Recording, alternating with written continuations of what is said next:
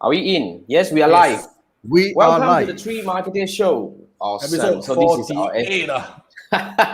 Two there more we go. episodes before we There hit we the go. big Yeah, 50. the episode number reader over there. It's episode 48. We are two episodes Awesome. away from 50, which is, we set to hit 100.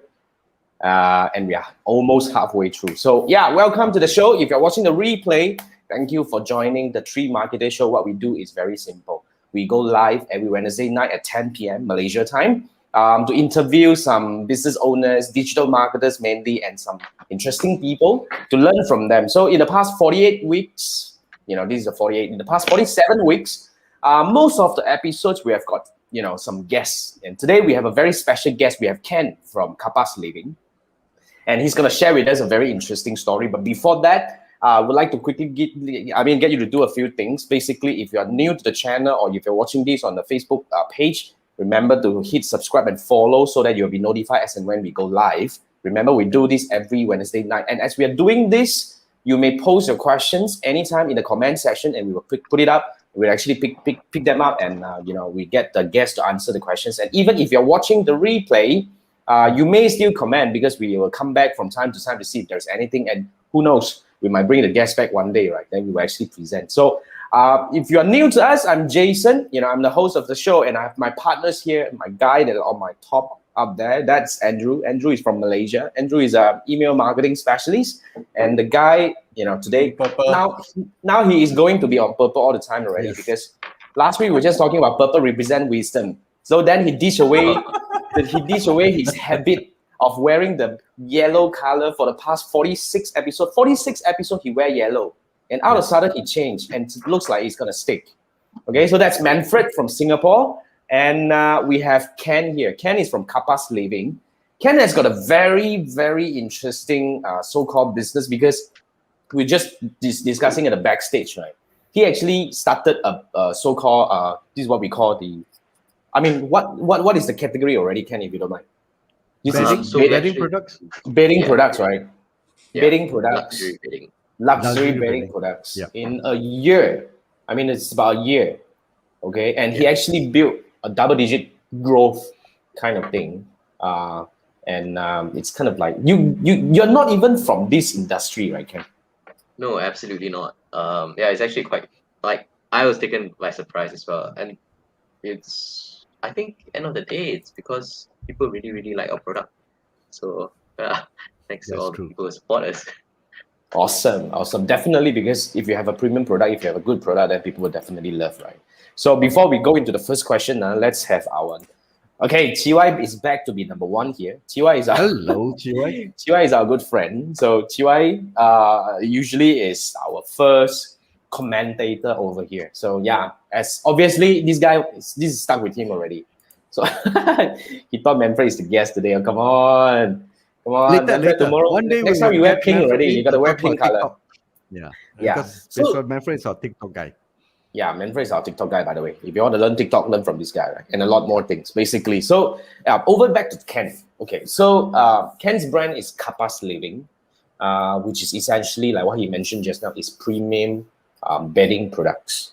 Like, as we already kind of like touched base on that, right? He wasn't in this industry at all, previously, right? So how did you get started? What's the story like? So initially we run another company called Plush as well. So in Plush, what happens is that we manage homes for Airbnb management. So we will need to buy bed sheets, right? And when we go out to buy bed sheets, we found that we would go to places like IKEA, which was cheap. And then the first time we took it back, we put it in the wash because we sent it to a commercial wash. Well, they don't really last at all. They kind of get ripped to shreds. One-time use. Yes. But then we started to look a bit more, and it's like, hey, to get good quality sheets, then you go to the department store and you see what's out there. And then you notice that, hey, there's a big gap in the market for, really good quality stuff that, people will be willing to pay for. So, then we spent about, I think, 2 years. 2 years since we first touch base with our manufacturer, designing and perfecting the whole product before actually launching. Yeah. So then I think pandemic hit, then we were like, okay, we need to start doing this now. So we put pedal to the metal and then we started on it. It's a very interesting switch. It's kind of like it was really like seeding for you guys for 2 years before, and the timing was just hit. The timing was Yeah. just become like the best timing at all. Because Yeah. obviously, if you are still operating an Airbnb kind of like management business, right? Definitely, it's kind of like badly hit, or is it the other way around? Terrible. Terribly hit, right? So Yeah. yeah, at least this So, gives you another outlet to focus a bit of your energy. so yeah, I mean that's very hit, right? At least we can actually shift the whole thing over and focus on growing this part of the business. So as we know, I mean, how did all, as in like when you were saying that you just launched in about a year time. So I mean, why? Because you just feel that everything's right? Because you have gotten the control of the quality and the manufacturing, and of course you just basically just start. Yeah, pretty much it. We tested with a small batch. So with bed sheets, you kind of need to bring in a quite a sizable amount to start. And by the time we realized that people were really liking our products, we were already almost sold out. So we had to scale back our sales in like March and April. So we kind of took off, like we were started to spend like 100 ringgit per day for ads. Everything was scaled down. Wow. What kind You of know, ads It's a nice were problem mine? to have. it's a good Yeah, problem. it's a good problem. Right. It's a good problem because you get to like, wow, okay, we can't cope this thing, right? Actually, I heard similar story from another student of mine, but nonetheless, in Malaysia, this is a bit rare, to be frank. Because one thing good It's about also that could be is, bad lah. We were probably bad at managing our logistics lah. That's maybe. well, that's you're starting out. It's all part and parcel of learning because you're not in this business before. Yeah. Correct. I don't think this is your fault, but okay. So how did you start as in like your e-commerce site? Did you start on the marketplace or your website? So that's why we want to bring me back to this question, which is like, which, I mean, we understand that you started on a website basis, and we also understand that you have a presence on marketplace. So how does both side play for you? I think for us, it was very obvious for us that we needed to have a very heavy focus on our web store, because our own web store allows us to tell the story on why the sheets are so much better. We get to control the narrative, and we don't kind of lose their attention as it's surfing and searching for other things, right? Whereas if we take into perspective, like, okay, we're going to pump a lot of money into the marketplace, it's a lot harder to build a brand there. That's in our opinion, that's what we thought was the right move. Okay. Plus the fact that actually for website you can do retargeting. If people leave, you still can retarget them. For Shopee, Lazada, challenging lah. Definitely. So I just want to quickly bring up the website, which we have actually kind of prepared just now. Right? Definitely, I can see that this is pretty much like very nicely done. And you're saying that, yes, I think it's very important because I definitely agree that you definitely have a bigger challenge in terms of doing storytelling when you are selling on marketplace. But after being in the market for about a year right now, how do you feel about the balance of the market whereby selling on your own e-commerce website versus selling on marketplace? Since you're on both platforms, as in like you are in both marketplace, as in like you are in this is Shopee, right? You're just going through a bit of a store, and then this is on the Lazada side, and obviously all are actually pretty well done. Since you're on all these platforms, what is the feel like? I mean, what is the direction? As in, like, how many percent are actually coming from which side of it, and why are you thinking that? I mean, probably maybe like on a certain angle, it's not as performing. What is the balance like? I think our guest has some connection issues. Okay. He's coming back. Hello. Coming back. Sorry. We lost Ken a bit for connection issue. All right. Okay. I mean, we were just asking because you're selling on the marketplace as well as your own website. Yeah. How do you feel about the balance? As in, like, first thing first, which side gives you more sales and why?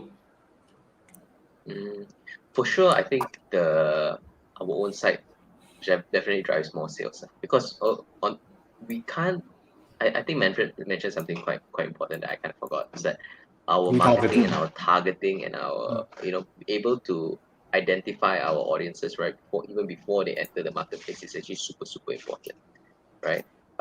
So that's primarily where we get a lot of our acquisition of customers. Okay, so marketplace wasn't that performing. It's hard to differentiate yourself from the crowd, or at least that's how I find, because our products are not very expensive, are more on the premium side of things. Premium side. So to be able to differentiate yourself there, it's much easier if you have the brand recognition. And it's also quite noisy on the marketplace as well. Just to add, I'm also a typical Shopee buyer. So when I go Shopee, I look for the cheapest. So a bit mismatched in terms of the customers and your product. Not exactly the right place to sell for your product. Right. Yeah. But on the other hand, I would definitely agree with Ken that if you have a presence, right, if you already have a brand positioning, and when you go back to the marketplace, then you will be able to gain different kind of traction. Like for example, just talking about, I actually buy Muji stuff on Shopee. I spend quite a fair bit actually buying Muji stuff on Shopee. Why? Because instead of going to their store, I go to their store and look at the product, and I probably just place my order on Shopee. Why? Because is the price the same for both? Yeah. I mean, most of the time it's the same. In fact, sometimes it's even cheaper. They have special deal only for like the online presence on Shopee and all that. But the thing here is they don't even have their own website. They're not selling on their website is not selling. I don't think their website is selling. It's not an e-commerce website. But they mainly put their presence on Shopee. Like the other brand that I kind of like also shop often is Daiso. Daiso is also only on Shopee. So these are the so-called the Lazada Mall or that Shopee Mall, so-called the branded merchants kind of thingy, right? Yeah, these are all the branded merchants that they're always going after. Branded stores, they use Shopee as a platform for fulfillment and payment and all the stuff like delivery. So in a way, yes. So that's what I was observing. But okay, by the way, before we move further, I think this is really something that we have got some questions coming in. Hey, Carl. Carl, it's been a while, man. Carl haven't been around for a while. So Carl said it's important to balance the need of cash flow versus the need of brand building. Wow, this is deep. So what is your take on this, Ken? For us, we have because we run super lean, right? So, and also I think we also target a very healthy ROAS. So we are okay in terms of our cash flow. So we haven't found the need to draw. There's no real overheads as well. So we focus on very heavily in terms of brand building and brand recognition. It kind of depends on what you're trying to do, right? If you're trying to make more money, then cash flow is of course more important. I don't spend so much on advertising. So can I assume that your digital marketing is more on Facebook ads? Yes. Or rather than Google, because some people do search for big shit, but of course it's a smaller volume. So you're more on Facebook advertisement or IG advertisement or even TikTok? More on Facebook. We haven't actually explored TikTok. You have to learn from Manfred, man. That guy, our TikTok guy. Yeah. So more on Facebook ads rather than IG. Mainly Facebook and IG ads. Facebook, IG, and then comes Google. Since you're at this topic, right? Like on Facebook and IG, which one do you see more kind of like traction coming in? As in like more sales coming from which platform? I think they're pretty even. Pretty even. Yeah. I think they're pretty even. Yeah. So definitely cool. married couples. Is it more male who buy or more female who buy? Sorry, about even actually, to be very honest. Quite even. But definitely most likely is married couples. Yeah, we seldom get the younger singles buying unless they want to spoil themselves. Then yeah, quite true. We add on one more question. So I think for your brand, it's very similar to others like those fast moving consumer goods. Also, they engage influencers. So what's your take? Do you engage them? Tentatively, we have not. The thing I like most about it being an e-commerce store is just that you're able to see ROAS immediately, right? If an ad's not working, you get to kill it straight away. Straight Whereas if you away. pay an influencer, if you pay a mediocre influencer, you're not really sure whether it's because of their audiences are not good, maybe the post was not right. But you pay for expensive one, then you're like, oh shit, it's a lot of money spent, right? So The upfront investment is higher. lah. correct. And you're not so certain on the results. Can So give far our promo code influencers lah. have all, yeah. I Can mean, so give far our promo code. influencers have all been very organic. They genuinely have bought it themselves, and then they are like settling it. Yeah, I Wow. can be your influencer next time. See, already talking about like that already lah. People think I see. Okay, lah, yeah. joking only lah. That's the thing that he learned from his PCG Oh no, courses, I'm you know. speaking on behalf of three of us. So you give someone spreadsheet, then we do the TikTok one for you. But we have another Kidding, question kidding. coming from we have another question coming from CY, which is I think which is quite solid. He's asking, since you have multiple source of sales, how do you handle your inventory control? I think that's good. Yeah. So I think on WooCommerce there's like sufficient plugins that we use WooCommerce to build up. Oh, you use our, Woo. Oh, okay. Yeah. So there's some plugins that help us manage our inventory. So it kind of Even pulls all on in. marketplace? The marketplace like Lazada and Shopee, you can get some plugins, but I think for now, just because the demand's not that much, like it's not overburdening, so it's still okay. So we can still key it in manually. But there are some that comes across from. I understand where he's coming from. So for example, those really big guys, right? And this will be a huge problem. Like there's no way you can key in manually, and then so you end up hiring one person just to key it in every day. It can be quite Yep. crazy. At the But by moment, the way, it's since you're trickle at this- from marketplaces as opposed to a flood. Flood, then it's a matter of hiring one person to manage. Or either you Yeah, do the plugins. I mean, like our TY is actually giving a plug to our good friend, one of our guests. Have you heard of Zappy? No, I have not. Zappy is from Malaysia. What Zappy does is exactly what we were talking about, synchronizing your inventory across WordPress and marketplaces. Does it work with WooCommerce? Yes, 100%. I WooCommerce think and Zappy was Shopify. on our guest, our show. Zappy before, was our right? guest, We got- Adrian. We got Adrian. yeah. Yeah, that's Adrian. Yeah. Yeah. Adrian O. You talk about that. So Zappy is quite good. I mean, he's definitely growing. And because they are going in a very special niche, because in the market itself, right, you talk about synchronization, there are there is certain needs. Not everybody needs that. But of course, need to plan for the growth, then you can have this brand in mind.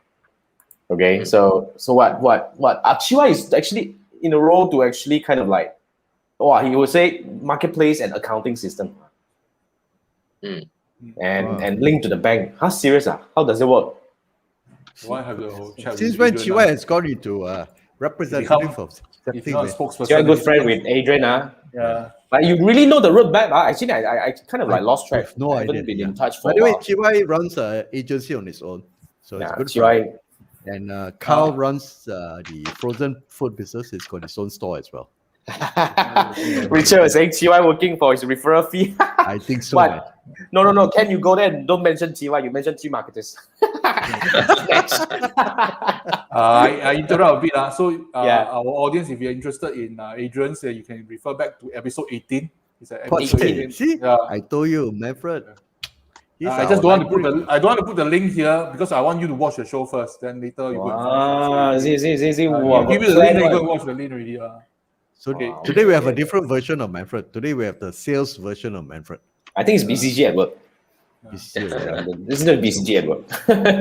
So Zappy, okay, that's one. But Carl just popped in with another quite interesting thought or so-called angle about the influencer. Like, it will give you some surprise. Carl was saying he knows leverage on influencer authority to scale. Wow, 1.5 to 2x. Oh, that's not bad. Serious? Wow. And then he tried for 2 months, grew by he 30 to also 40. influencer. Oh, not bad. Yeah. Find those with high engagement rates and piggyback on their relationship with audience. So that's cool. Depends on the product as well, isn't it, Carl? Yeah, by I the way, could check. Carl is in frozen food delivery. So I think it's very similar to Ken because Carl doesn't own any like physical store, which is like direct to consumer, and everything is really purely online. So yeah, that's probably something that we can actually refer to. Thanks, Carl. Thanks for sharing. I think this is very awesome, useful. man. Yeah. Yeah, man. Yeah, man. And Carl is saying that depending on the influencer or the KOL. Wow. Okay. Right. Okay. But any like good ones to recommend? Maybe you can pop in the comment as well, Carl. You know, why not, right?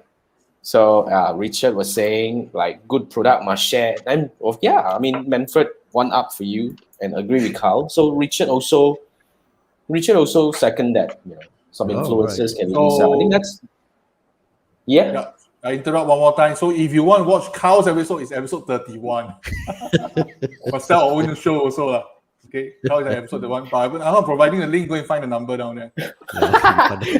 That's okay. That's Selling our tricky. own show. Yeah. Well, that's good. That's good. That's good. I mean, basically, like Carl runs his own business, and Richard actually, I mean, for the benefit of a discussion, right? Like Ken, like Richard also runs kind of like an agency that he helps clients to really scale their business using Facebook ads and all. So these people definitely would have some experience that we can kind of like refer to lah. Oh, by the way, they are giving already. Kind of check that out. Abang Brian. He's like, audience is all your married woman, runs a cooking show on his page. What? That's cool. That's cool. Wow, Thanks, Richard. okay. Thanks for that. Oh, that's cool. Abang Brian. Let me go check. But while we are checking, let's bring up the next question. Like, okay, now we talk about this, right? We talk about the what are the challenges are likely to be faced by someone, because you went a different route. You see, like based on most of the so-called my students and my coaches, right, where they came to me to kind of like seeking help to really kind of start digital, most of them will go marketplace first before going on their own website. But you took the other route. You went to you set up your website first, then only marketplace. So I think definitely we discussed about setting up what are the challenges setting up a marketplace store and all that, which we talked about that already. But when it comes to the other side of the story, which is if you're starting your own website, right?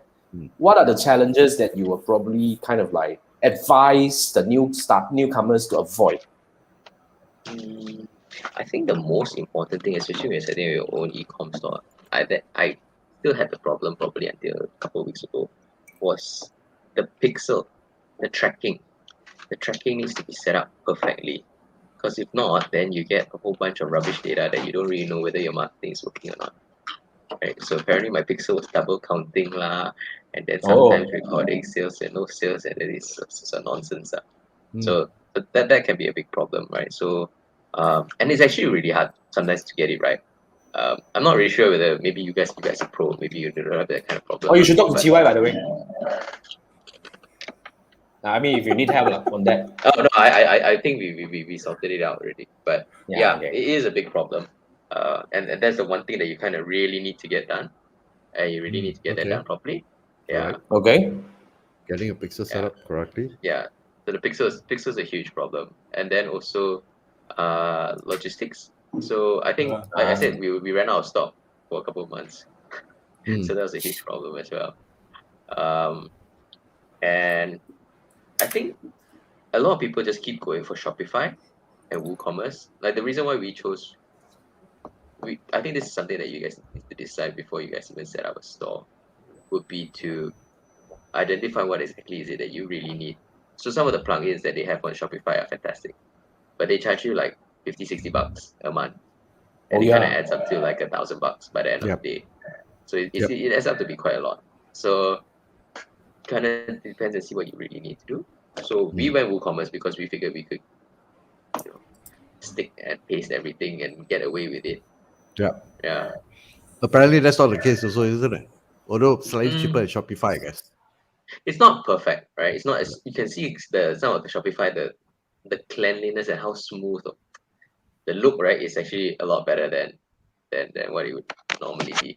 Which part you're not comfortable with? Because I'm also very kind of like specialized in WooCommerce as well. I've set up quite a number of stores using WooCommerce, and we have Chiwa here, not to forget, right? That's that guy. This part's my partner's side. I deal with the creative marketing, so that's my problem. Right. Okay. Cool. I think that so platform is important for you to decide WooCommerce or Shopify, Pixel and logistics. Logistics as in supply and also logistics as in delivery. That's Yeah, the not, supply chain. more like managing your inventory, that kind of thing. Okay. Platform is Jason? the hardest. I think platform is the hardest to decide because a lot of people who are, when we are new, right, you don't even know what you need. That's the thing.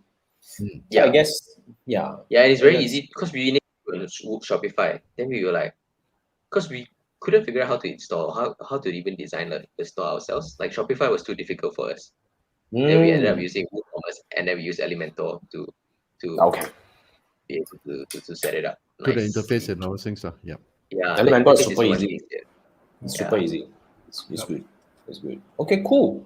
Right. I mean, Chiwa was saying that your pixel is done right. 2 minutes, then you have your retargeting. Okay. Well, check that out. Okay. Yeah. And we have a new friend here. Mark, what's up? Mark has a question. Which do you prefer on startup brand? Facebook ads or Shopee ads? Oh, that's a good one.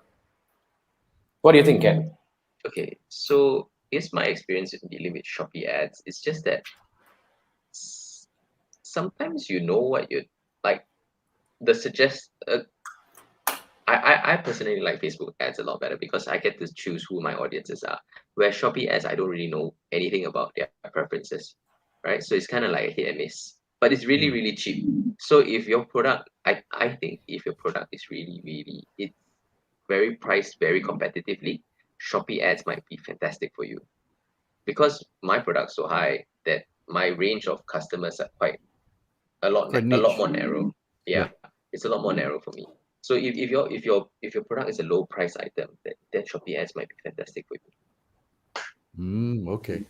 Yeah. I think on the other angle of it, right? If you are selling on Shopee, then definitely I would say Shopee ads will give you some edge. But of course, I think Ken makes a very good point here is if you are competitive in terms of pricing, then Shopee works. Shopee ads works. In fact, some of my clients, actually I have a coachee, who's still with me, loosely.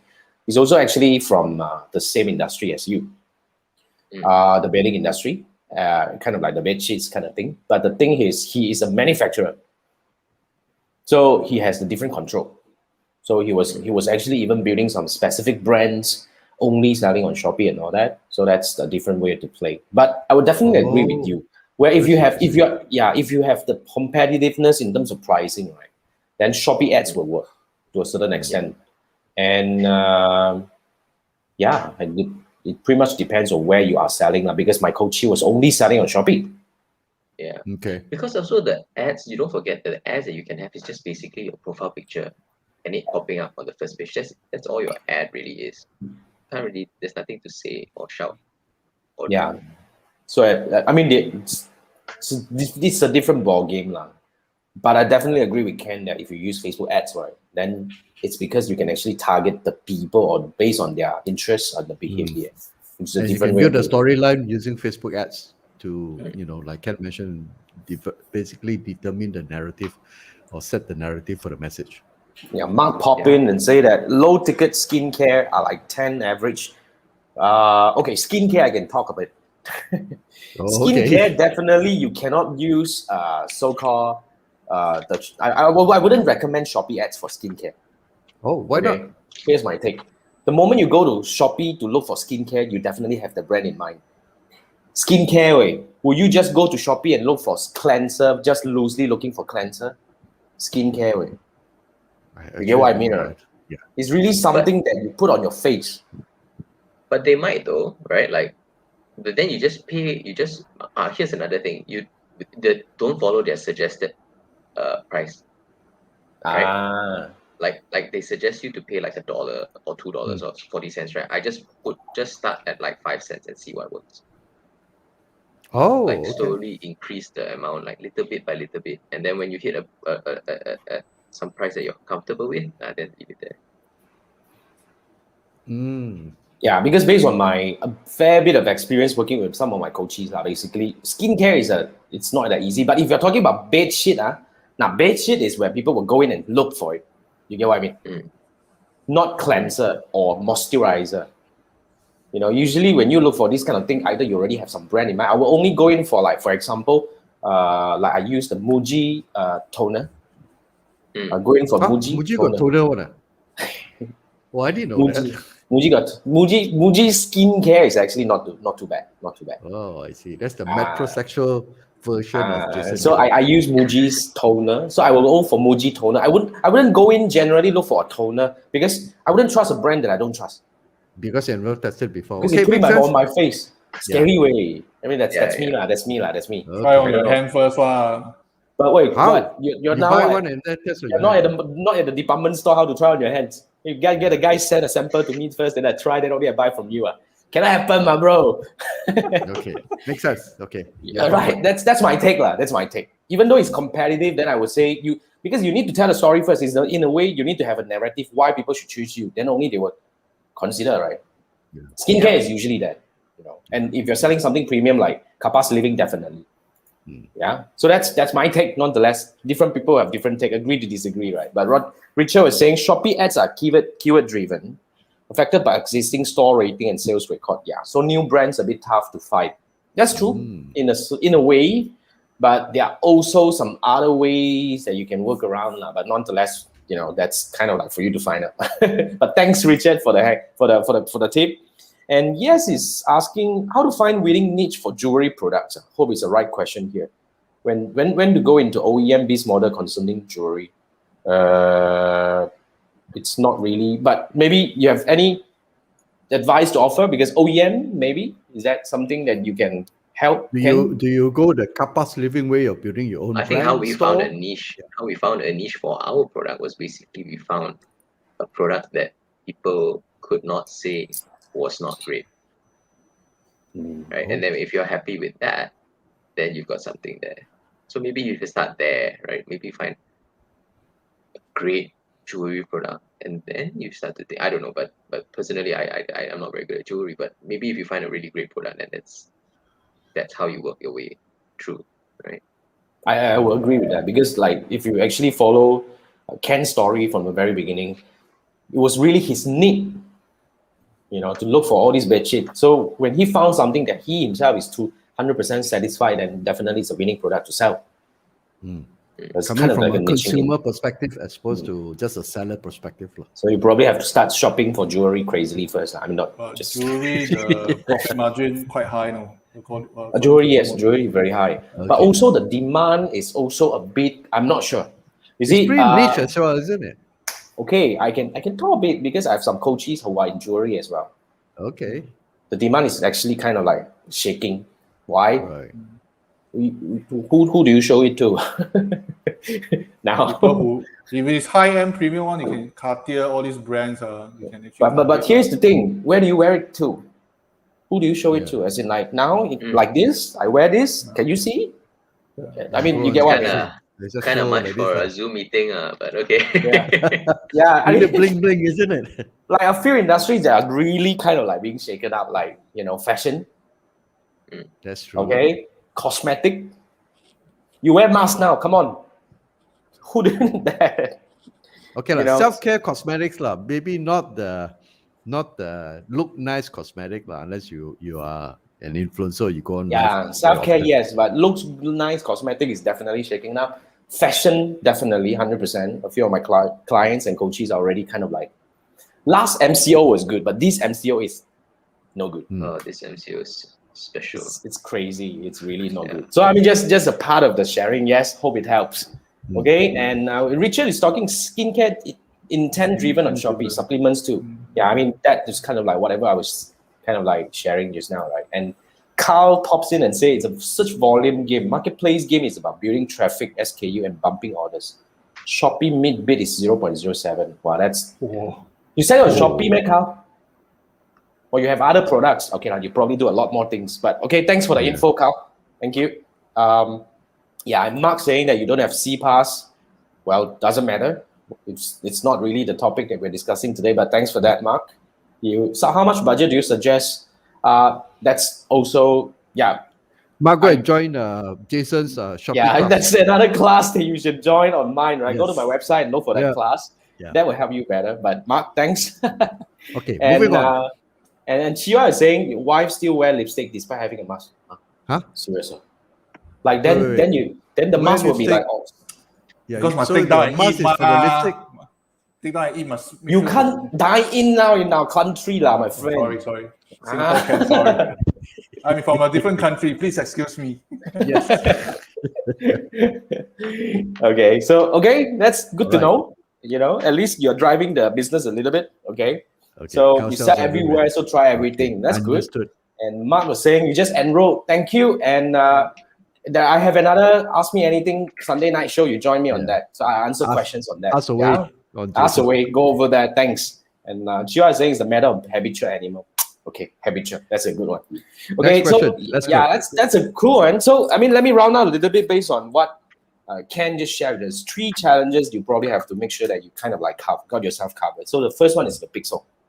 When If you're you're selling running on ads. your own website, right? Yeah, usually this is one of the challenges. If you're not familiar with that, then you probably need to seek some help. But that is only one off work. The moment you fix it right, then everything will be pretty cool.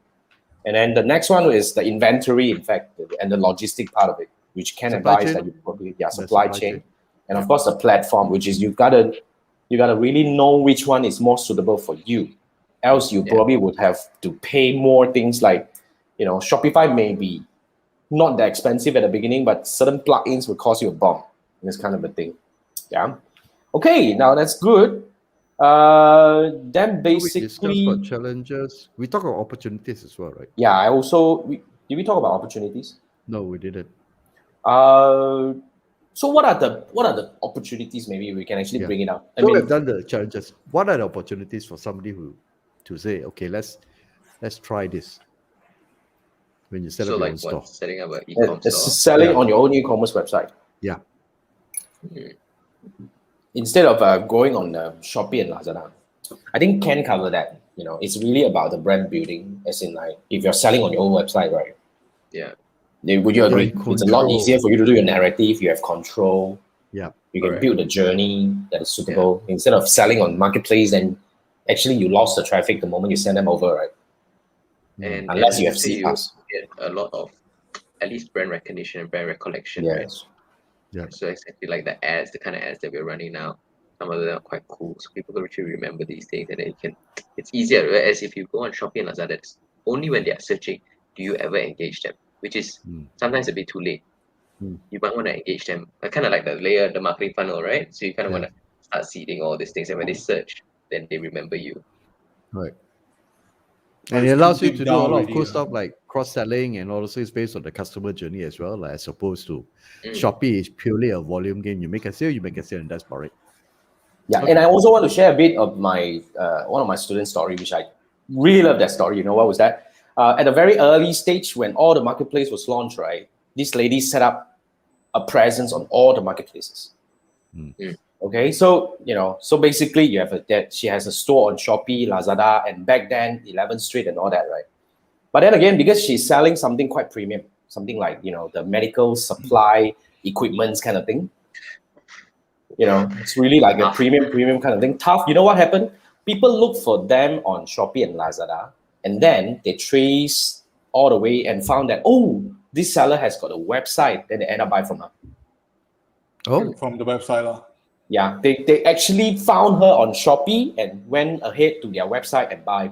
So in a way, right, what was the advantage of having a website is that you make people feel that, this guy is real compared to those who only sell on marketplaces. oh yeah. That's the story. That's the story. So it's a very interesting angle to look at it. It was an accidental kind of like win. She was saying back then free she said free just set up. And she was like, seriously, she set up free and then list all the things. Eventually to a point that the momentum hit and she starts seeing a very good inflow of traffic going to her website, and the website sales picked up from that. So having a store adds the legitimacy and also the reputation aspects of it. That means you're the real deal, as opposed to somebody who was selling something on marketplace and you don't even know what where they're coming from and all those things. More trustworthy. Trust, it's a trust factor. That's one thing. So that could.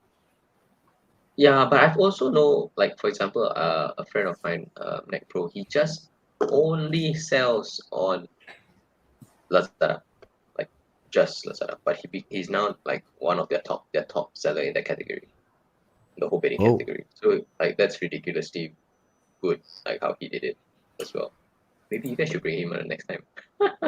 Yeah, maybe you can connect. We'd love to. Somebody who only sell on Lazada and make it big, right? I have a guy who only sell on Shopee and make it big, but the problem is this guy doesn't want to come. No, anyway. He say I shy. Okay, shy lah. But we love this story. This is a very good angle. So please, Ken, please help us connect. Yeah. That's a good one. That's a good one. So Richard was saying, if Facebook goes down due to account disabled and due to verification, what would be your move, right? Next move lah. Listen. Okay. Figure it out, man. This is not a problem that I can Yes.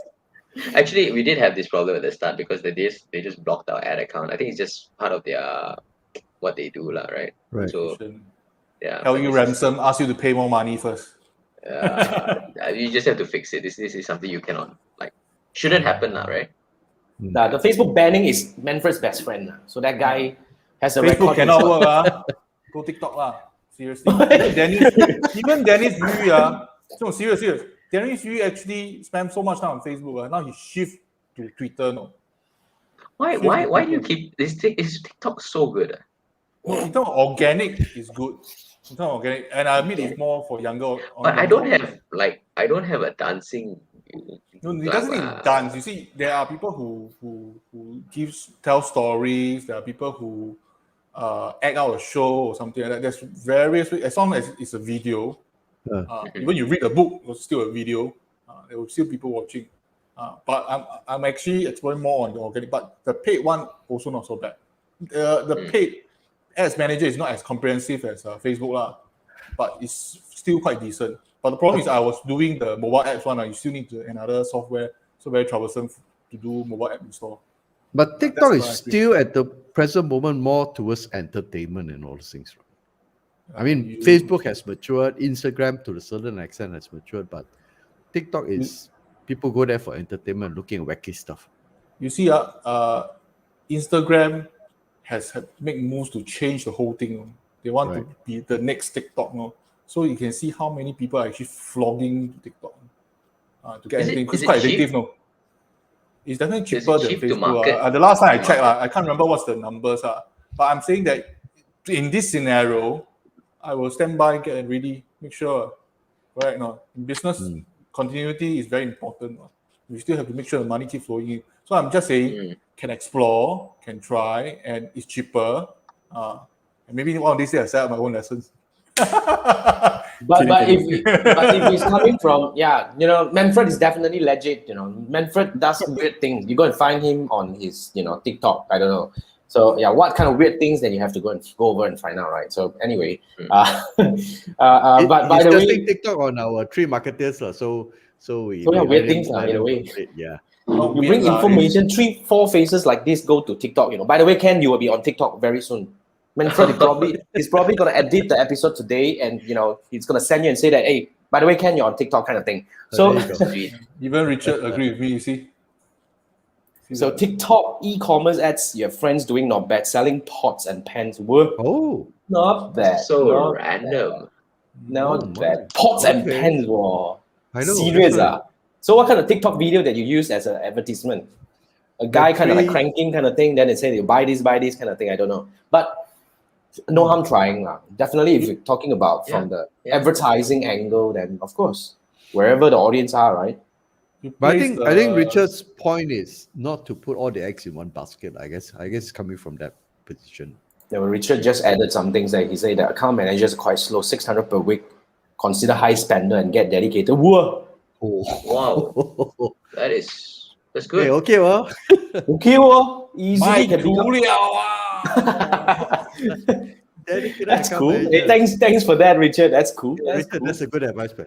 Yeah, okay, awesome. Thanks. Wow. So I think basically, it's really kind of like depending on how you want to plan now. But of course, from the other angle that we have Andrew talking about, you should also take care of your email marketing side of it, to try to increase the lifetime value. And of course, there are many other channels. I would say, in fact, maybe you should start considering other channels even before Facebook go away, right? But nonetheless, while it's working, TikTok becomes as big as Facebook, then they don't know who you are anymore. Yeah. I agree. Yeah. By the way, Intan added something. She has a friend selling skincare at TikTok. Wow. Okay, so that's for Mark. Skincare on TikTok, yes. Mark is skincare, Mark, go TikTok. So yeah, so that's Okay. something. Thanks, Intan. Thank you for the sharing. Thanks for the information. I mean, yeah, that will bring us to the 1, 2, 3, 4th. This is our 4th question, which is, at the moment, Kapas is actually kind of like a direct-to-consumer brand. I think this is a very good question. By the way, today's question all came from, Andrew. Some deep thought kind of thing, right? So, and Manfred is really coming from sharp angle kind of thing, but Andrew has a bit of planning, talk about whether you have any plan to set up physical store in the near future. So, yeah. To complement your online, maybe like a hybrid So I think online offline. we're gonna test it out and work with a home and living brand, right? So I think in December we're gonna launch our first physical store, you can say, or at least have a booth, and then we test and see how good is the demand. Okay. Oh, that's cool. That's cool. Yeah. But by the way, what are the top 3 mistakes? I think this is where we actually kind of like want to go into it. Because, okay, direct to consumer e-commerce store, which is you don't have a physical presence at the moment, and you only have the online thing, which is, purely e-commerce. So what are the top 3 mistakes to avoid for those who want to start something like this? Like probably Yes will actually need to learn this as well, because Yes wanted to start a jewelry OEM thing, or anyone who wants to start your e-com store, direct to consumer. What are the mistakes to avoid, Ken?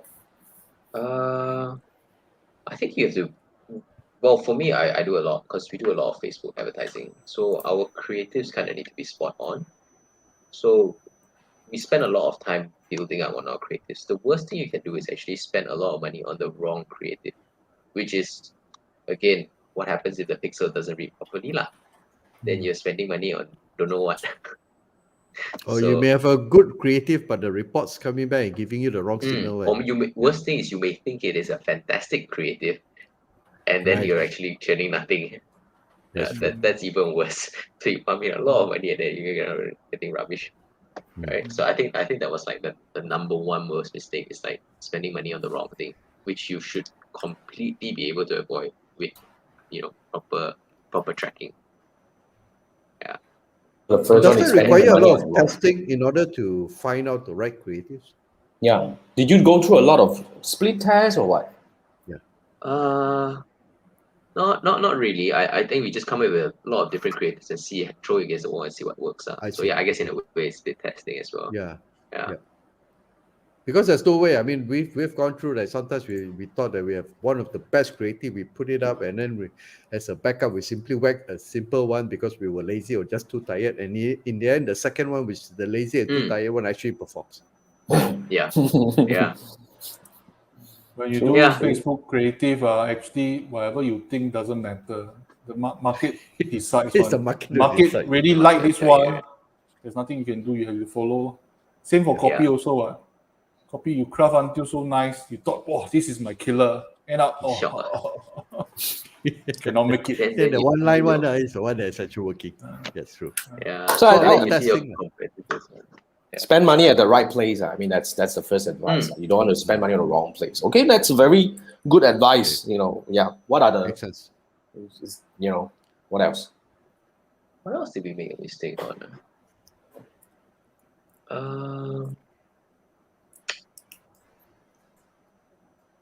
A lot of it is quality control. Basically making sure when your supply comes in, you check everything. But that one is not really a mistake. You just need to be aware of problems that might occur. Like, you might get something that the supplier said was so and so, but then at the end of the day, it might be a completely different product. Which means you got to trash the whole batch of product. What is bad? Right? That is bad. And that is bad. That does happen. And okay. Yeah. Wow, that one must that one is painful. That one is very painful. It's all money. So sometimes it might make sense for you to hire a checker to check, especially if you're bringing a big load of product. Oh, is there such thing? Yeah, they have like a quality control people over in China or like. Okay. So before they ship over lah. before they ship over, before you make the payments, the final payments, yeah, you should probably do that. Especially if it's someone you're not used to. That can be very, very painful. Okay, Extremely that's painful. powerful. I think that's a very good one. That's a very good one. Yeah, and probably the other one would be the inventory lah. Like we will talk about the inventory. You know, you have to really control. Order Make sure too you much, don't sell run too out of low. stock. Oh, order too little. And then Actually, yeah, the sell. other part of the problem is you order too much and you cannot sell. You make the wrong decision. That one also painful. Oh, that one is unacceptable lah. That one is very painful. I do have some coaches or clients actually face that problem quite, on and off, because they're probably in some industry that is really unpredictable in a way. The demand just shoot up and go down in a very radical way over months. So yeah, they overread the cycle. At one point they think, oh, it's selling out too fast. Okay, let's go all the way. By the time they order, by the time it comes in, then the demand has actually died down already. So it's for your industry, there's a trend also lah. As in, say example, right now this material or this color will be more popular, then it will die off. I think it's more like more sales comes in certain periods of the year. Oh, I see. So it's not about the color trend and all that lah. I don't think so, right? Not so much lah.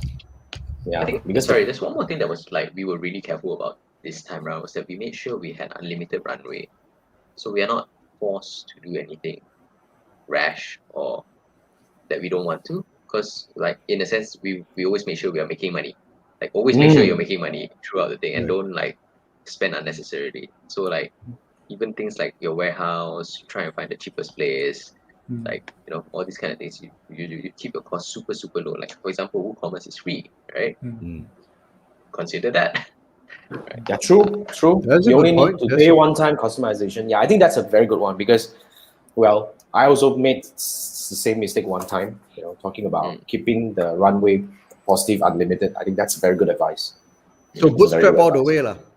Yeah, as long as you can. Stay profitable all the way. Yeah, just stay profitable. So by the way, guys, I just want to quickly pop in a comment over here. If you want to connect with Ken on LinkedIn, I already put the link in the comment section. And if you want to visit Kapas Living, which is Ken's website, I also include the link. Oh wait, how come it jumbled together? But anyway, yeah, it's there. Okay, now I have one question coming from Intan. So last year there's so many Hilton set viral in Malaysia. Is that relevant? Is that something that you can handle, Ken? Is there something? Is that them selling a lot of bed sheets? Yeah. Is that the name of the brand or what? Is that a brand, Intan? Because Hilton set viral. Doesn't ring a bell. Probably they were selling like bed sheets. Oh no, maybe. I think the market is massive, right? So if I take small percentage, I'm very happy. That's true lah. We just sometimes. So, okay. Ken, in your industry, that's seasonal also, I guess. Is that seasonal or is just across the board? I think it's like there are certain sales periods in the year that you give to people a lot more things. So we expect probably December should be quite interesting for us. December. November, October, November, December. Yeah, that period. That last right now the Chinese 7 month nobody buy lah. Got. Chinese 7 month. That's kind of random suddenly. But you know what? Since we're at this topic, right? I think one of the mattress brand is doing ghost month sales. Is it? Huh? Serious? Seriously, I saw the ad. They said it's a ghost month. Don't go out, stay home and sleep. That's so strange. It's like strange, right? So random. I was like, ooh, super random. Right. Unless you have a Halloween passion or something, otherwise message. No, the ad is crazy. I think I probably should find out. That's quite interesting. But anyway, thanks for that. Now the 3 mistakes to avoid is definitely something that can be quite painful. So the first one is don't spend money on unnecessary things. The second one is what was that already? Running checker. Your creative checker. The checker. The checker, and then your feed your tracking of the pixel and all your pixel. Make sure it's actually working. Oh, it's difficult to justify. The other one is make sure you make money all the way. Yeah, that's that. So let's bring us to the last question. So since you're currently serving only in Malaysia and Singapore, right? Mhm. Is there any plan to go beyond, and why? Which country would you be planning to go into, and why? I think for us the most interesting one looks like Indonesia. 'Cause Indonesia it does look like a very attractive market. Like I think if you do a competitive research about competitors in other countries and then you compare to what's available in the States, then you get to see there's some opportunities there, lah, right? Mm, Especially in the digital presence or their skill set. So they may not have Indonesia. really good digitally native competitors, right? Whereas if you go to the States, you're probably gonna get massacred because that's where they live, right? So yeah, you can think about all these other countries. That at least that's why we look at when we're looking at opportunity. That's I cool. see. That's cool. What about others like Philippines, Thailand? Not so. Yeah, I think Thailand would probably be one of the ones that we're looking at just because of population and also um, the demographic, their income levels and things like that. Yeah, Yeah, because you're selling premium product. I think that's the yeah. reason why. Okay. So let's see if there's anything coming from the comments. But if not, then probably I will just let Manfred do his job a little bit. So, ladies and gentlemen, while we are going to wrap in a bit, we Wow. let Manfred By talk about the Manfred. Wow She. website of the week. So, what is that? We're covering Ori. Can you see the screen? Yes, we can. Yes, the screen's up. Okay, this is the mobile app that I'm trying right now. Sounds more confidence, and Mobile but app, this is a paid ad. You have to pay for it, Right. Okay, I haven't tried the film because I direct. So you actually speak to the mobile app. There's an AI to decipher and see whether your pace, your energy. Do you use any fillers? Is it concise? Actually, it's very related to our job right now. Okay. What's that? Speech Alright. trainer. Wait. Yeah, so you can try this one. I'm trying. I'm still doing it. So I can't really show the phone to you. Also, I found this YouTube video. Hold on, let me stop this one first. Okay. And share another one for the YouTube video. It's very brief, although the YouTube video. So basically, is to train yourself or try to find whether you are vocally clear to the audience or not. So let me try. I don't think you all can hear the audio, but just you full screen. At least we see it.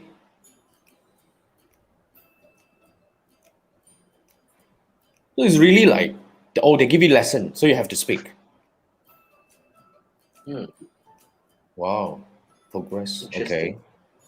Personal speech coach. Wow, that's cool. Practice. Whoa. So you see some of the results down there. Yeah. So they show you.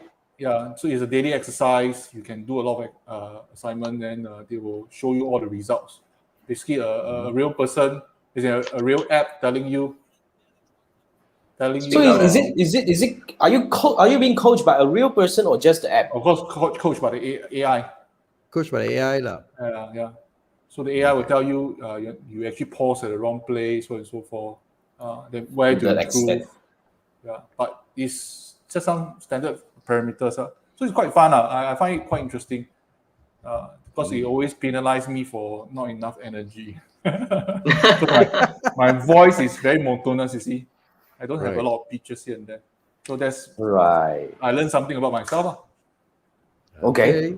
That's very cool. So you're preparing for your own concert, which is still on episode 100, right? No, he's preparing to really come out and want to do his own TikTok account kind of thing already. Jason, don't mind the alright URL, just share inside the comments. Wait. I'm actually inside the private chat. I was not able. Yeah, I'm actually Facebook and YouTube. This is not free, right? This is not free. It's a paid app. I think there's a free sign up for free, but I never tried the free one. I use paid one. Okay, the Facebook one, I'll share with you. Okay, that's all for me. Thank you so much. Thank you, Manfred. Good. That's it. So I guess that will actually pretty bring us back to the show, and we're coming to the end of this. I think it's a very interesting story that Ken just shared with us, which is it's completely possible to start a business which is direct to consumer e-commerce business on your own website, even you don't have really a lot of prior experience to that. But of course, in the episode just now, the whole session was really a lot of sharing coming from Ken, where the mistakes that you should avoid in terms of setting up your own direct to consumer e-commerce brand, And in terms of choosing the platform and all that, remember, if you need help, right, always look for QI. So that's a guy who can actually help you on that. But nonetheless, it's still hopeful. I truly believe that the e-commerce market is still rising. And another angle to look at it is as more and more people kind of like build the habit of buying online through the marketplace. I think the next stage of people who are looking for higher quality product or more premium or so-called more trustworthy product, they will definitely look for those who have a website. So even if you're selling on your own e-commerce marketplace, Shopee store and all that, I still believe that it's about time that you should start looking at your own website, because in another angle, which we discuss about that all the time, the competitiveness in those marketplaces is getting crazy. If you're trying to actually make a fortune out of it, I'm not saying that it's impossible, but you will face different kind of competition. So if you have been selling well, which you have a track record, you have been selling okay on the marketplace, making money, you should start looking at your own website. Just like how we discussed just now, right? If you're only only advertising on using Facebook advertising, then you probably start looking at TikTok, some other places that could probably give you different yield. So we are digital marketers. In a way, we need to actually always be very adaptive in terms of, to the change and everything, right? So, yeah. So I guess hopefully this episode gives you some good insights, and we definitely have to thank Ken for spending time with us today. Thank you for your 1 hour worth of valuable insights. And really, we're so happy for your success, and we bid you better success. Please expand into wherever, make Malaysia proud, and bring this brand to everywhere you can, right? Then we'll come back and interview you again. How to hit the 10 figures. Yeah, that would be good, right? Yeah, then they were saying that, I just expanded into, another 10 markets. And we just 10x our revenue like that. Now we are an Asian brand instead of a Malaysia brand. Yeah. It's possible. You're on the right track. You're doing well. So that's definitely awesome, right? So all the best, Ken, and thank you so much for joining us. And guys, thank you so much for joining us until now. And remember, we do this every Wednesday night at 10 p.m. If you like this, share to your friends. And we do this every Wednesday night. Come back and join us on my YouTube channel or my Facebook page. And thank you so much. We'll see you next week. Bye. Kapasliving.com. Yeah, kapasliving.com. Go check out. Bye. Yeah. Bye. Good night.